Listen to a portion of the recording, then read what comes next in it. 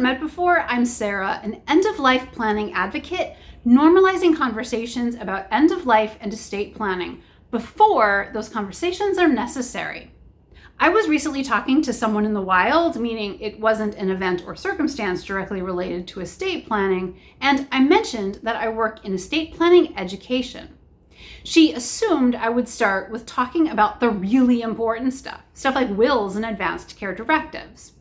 I told her that while I cover that information, it really wasn't my focus, that I more often talked about the topics that might seem inconsequential in comparison, topics that many wouldn't even consider estate planning, like the importance of decluttering or documenting your passwords. Her response was basically, I told her that I don't think most people should start day one, minute one with the most important and what are also most likely to be the most difficult things. But I think she understood when I explained my reasoning. I think. Maybe. Hopefully.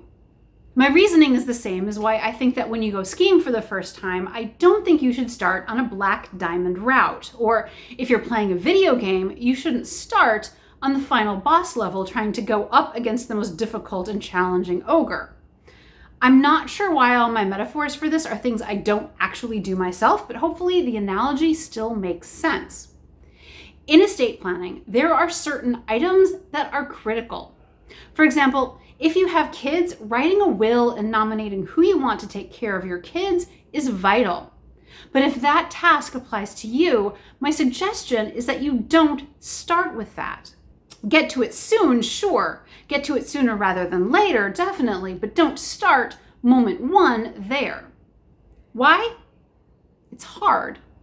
It's more logistically challenging in some ways, but it's also emotionally wrenching. End of life in estate planning is always going to be emotionally difficult. It always involves you considering a lot of things you likely don't want to consider. I know I talk about estate planning pretty bluntly and directly, but the emotional challenges of it are not lost on me. But if you're making end-of-life planning decisions that will affect your minor children, that's an entirely next-level emotional challenge. You're not only having to consider your own death, you're having to consider that your death is going to happen sooner rather than later. You're having to consider that your kids might be growing up without you. You have to consider that you might not see your kids graduate or marry. It forces you to consider how you want your kids to grow up and what you want them to learn. On the degree of difficulty scale, that is off the charts. And as a result, many parents, too many parents, avoid ever doing it. But avoiding it is bad for everybody. So my preferred solution is not to start day one, minute one with the hardest things, even if they are the most important. With a few practice exercises, a few trips down the bunny hill, to go back to the skiing metaphor, it becomes a little less daunting. So don't start with planning for your kids. Try planning for your pets. First, consider who you want to take care of your plants. Planning for your pets or planning for your plants are warm-ups.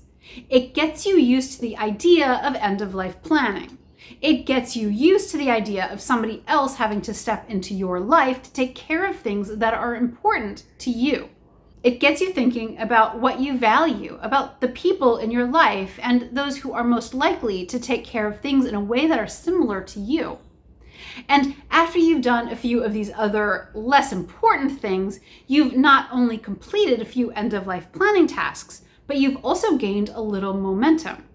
You'll likely be more prepared emotionally, logistically, and practically to tackle the really important and really critical and really difficult things. By all means, do the important stuff, but maybe don't start there.